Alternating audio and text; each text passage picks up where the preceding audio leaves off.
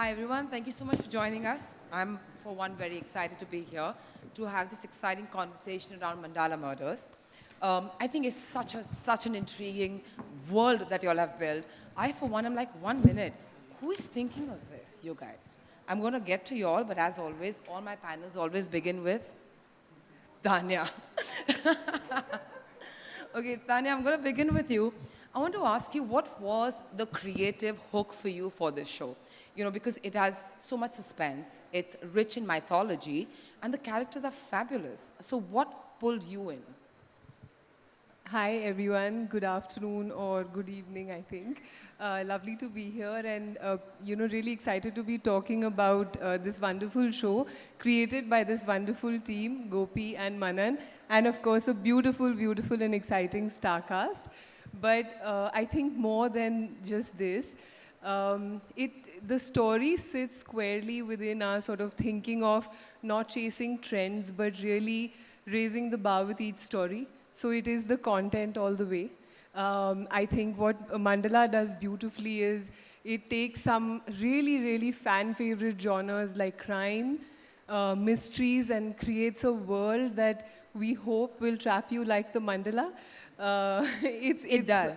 It leaves you with a lot of wonder, and I'll leave the word wonder for Gopi to talk about. It's stuck in my head. He says it very beautifully. Please ask him about it. But I think what it does is creates a new world, a new mystery, and something to decode and really sort of play along with as you journey in. And I think above and beyond that, this is our fourth outing with our long-standing partners, YRF, which kicked off with the Railwaymen. And now there was Maharaj and Vijay 69, and now this is our latest outing with them. So really excited to bring something new, fresh, and exciting with a dynamic team. You know, it's not very often that a show kind of pulls you in from all angles, right? But it's not just that, it's also, of course, someone sitting to your right, Vaani, who's essaying something we've never seen her do before, right? It's such a contrast from what we've seen you essay before. As an actor, what and how does this challenge you, and what has Mandala Murders really added to you as a craft? Hi, everyone. Thank you for a great question, Swati. I feel, see, I've always intended to do something different. That's been the intent, at least. This one's there's a stark difference from how people are used to seeing me don, glamorous avatars in the past. But more than that, I think it's the novelty of the story that drew me in.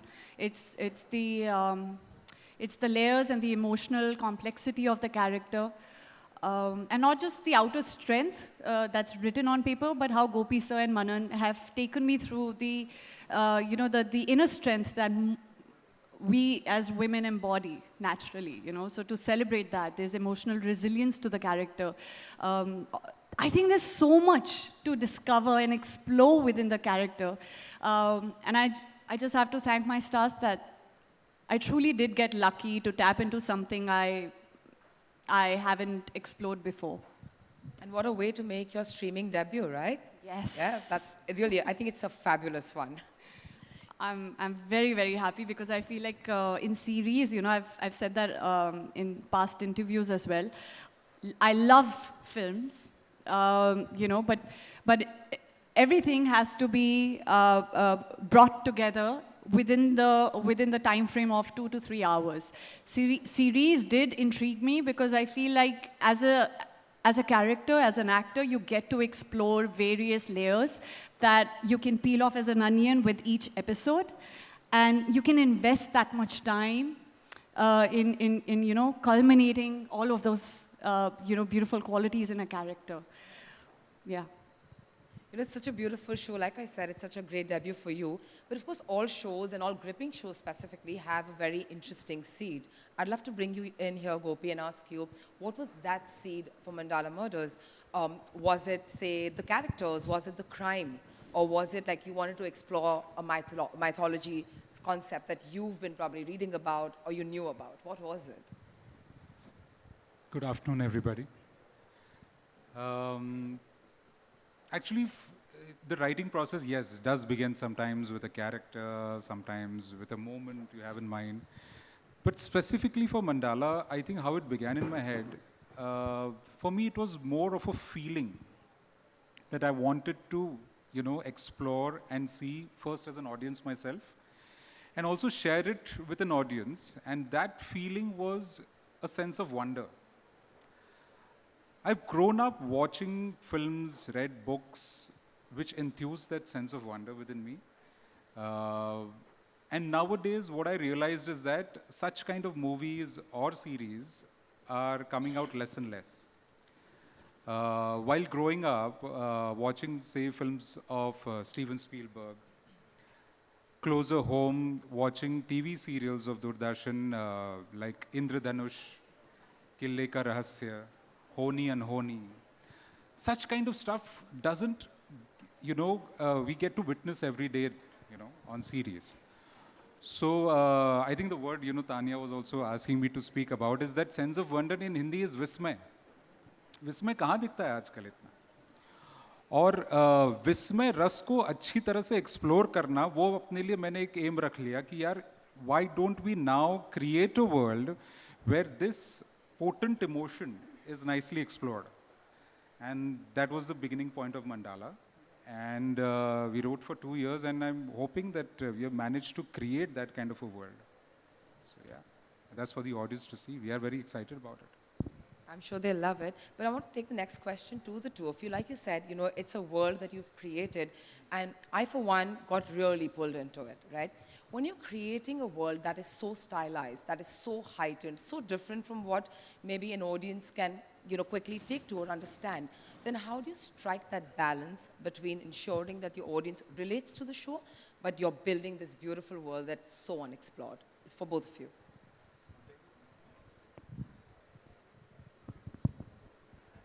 Hello, everyone. For me, I think whenever we are talking of high concept or heightened drama, like you said, it's like a labyrinth. So all we need to do as creators is provide a railing for the audience to hold on to as you take them deeper and deeper into your world. And once they are in your world, then you can make them see or believe whatever you want to. And in our show, that railing is the emotional core of our characters. Because of course there's mystery, there's a little bit of science fiction, there's a lot of things, but all of that will not land if the characters are not feeling real or if their emotions are not feeling real. Yeah. So I think that is how the characters are rooted is the railing that the audience grabs onto and the world builds around them. I think that is something I agree with, because I also sort of connected with the characters in the show. It was not just the mystery that kept me holding on to the show, saying what's next. Yes, that's a big part, but I think the characters are also very, very beautifully written, and the entire arc in every episode kind of meets beautifully. Actually, it's an ensemble, since you mentioned that. Yes, we have 3 beautiful leads. But at the same time, in those 8 episodes, you're going to witness an ensemble of cast from different walks of life playing different shades of characters. So that's another thing that is, comparatively new in this genre that we're offering. Manan, with this, of course, you also debut as a director. So big, big congratulations to you guys. Can we please also hear it from Manan as he debuts with this one? It's such an ambitious project, and it's so, so layered. How have you found your voice as a director being a part of Mandala Murders? I think when you start on any project as a director, the first step becomes a complete surrender to the material. And in this case, for me, it was also important to completely surrender to the vision of the creator, which is Gopi, because he was living with that material for 2 years. Once that becomes a part of you, once you've completely surrendered to it, then it's just about finding your own perspective, carving out your own way of telling that story within that world.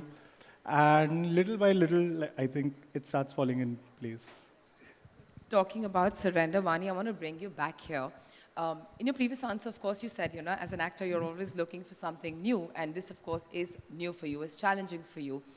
when you thought of this role and this came to you, is this a role that you were, say, somewhere looking out for, saying, hey, listen, it's about time that I want to do something different. I want to do a contrast from what I've done in the past, or did it just find you at the right time? Honestly, my intent has always been to look for something new and refreshing and different and challenge myself. Not just for the audience to take it, but within myself to explore, do I have it in me? Can I explore this? Can I bring something new? Can I discover something new within me? So that's always been the intent. But what happens is at times you get restricted by the kind of offers that come your way. It's not always, at every phase of your life, in your career, are you privileged to choose your own projects. There are times when projects choose you.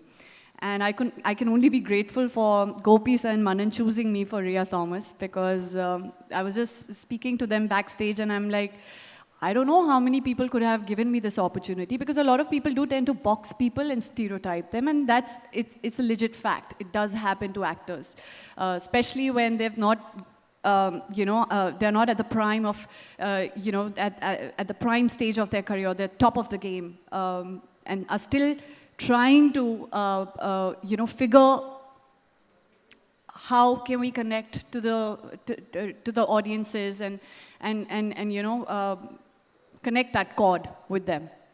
So Rhea Thomas is something that came to me, to my surprise. I wasn't expecting Gopi sir to see that in me, which I think is just, my fortune.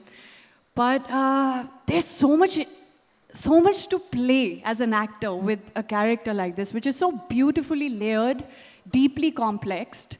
Like I said, it's not just about the outer strength. There's also, there's also a beautifully fragile inner strength that's been explored with emotional resilience, which women, like I said, embody. And, there are times when we are fighting battles which are not always visible.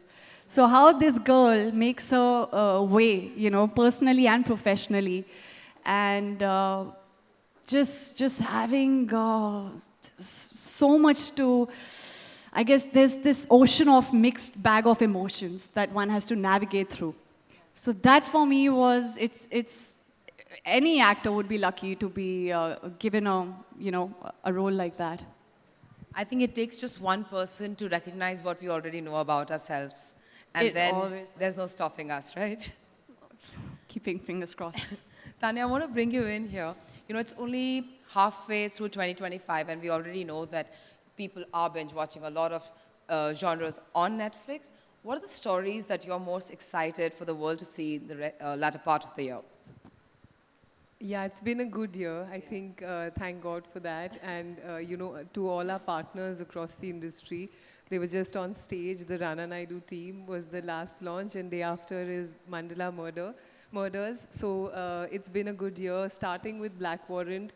I think what really enthuses me is that the leaps that Indian content is taking and really crossing over beyond India. I think just having each one of our titles, whether it is Black Warrant, which is, a relatively fresh cast, a subject that's not been explored, or whether it is the Great Indian Couple Show, all of them really making India proud at a large global stage, that really excites me. I think, I firmly believe that innovation in media isn't really optional, it is really the necessity. And each story that we've presented, from Black Warrant to Dabba Cartel to Khaki to Rana, to our documentary, The Greatest Rivalry Between India and Pakistan, each is such a differentiated story that as we look ahead, there's so much more that I'm excited for everyone to see. We, of course, have Sare Jahan Se Acha coming soon, which is a classic spy thriller from from the late 70s. There is Aryan Khan's show, The Bads of Bollywood, which is truly a flavorful story told by a really young, fresh voice, and I'm excited for everyone to see it. We have Kohra Season 2, we have Delhi Crime Season 3, so lots of excitement packed in. But currently, I think I'm really excited about Mandala and this weekend's episode of The Great Indian Couple Show. Please do catch it. We all are very excited for that list. I think a lot of shows there I can't already wait to watch. We have very few minutes left, so I'm quickly going to ask you all 3 really light questions. I don't call them fun, but really light. So it's for all of you. Vaani, I'm going to start with you. Just look at her. She's like, what is that question? Okay. If Mandala Murders, you had to describe the show to somebody in just 3 words, what would you say? The 3 words are not enough to define Let's Mandala try. Murders. There's so much happening, guys. And I have 2 filmmakers here who've been so who've just brought this beautiful fictional world, into life. And I feel it's compelling, if I have to say. I'll choose 3 adjectives. It's compelling, it's intriguing, and it's entertaining, I would say. Yes. For me, it's mysterious. It has a unique mythology, and it has a thrill that makes it unputdownable. Yeah, for me it is mystery, said with proper grounded emotion. So mystery, emotion, and thrills, twists that you don't see coming. To add to these, I would say binge-worthy, I agree with that. I agree with that. epic. I thought Tanya would say that at some point. Yeah. And binge-worthy, epic, and novel, unique. Now, if you imagine that Mandala Murders was a real unsolved case, okay, and it made the headlines tomorrow morning, what would the headlines say? What is this? Charandaspur conspiracy. Something like Charandaspur. Out of the ordinary. Never expected, never seen before. Crime. Yeah, just... Enter this mandala and lose yourself. Okay, nice. I'm saying, because you're talking Charandaspur and Palpi,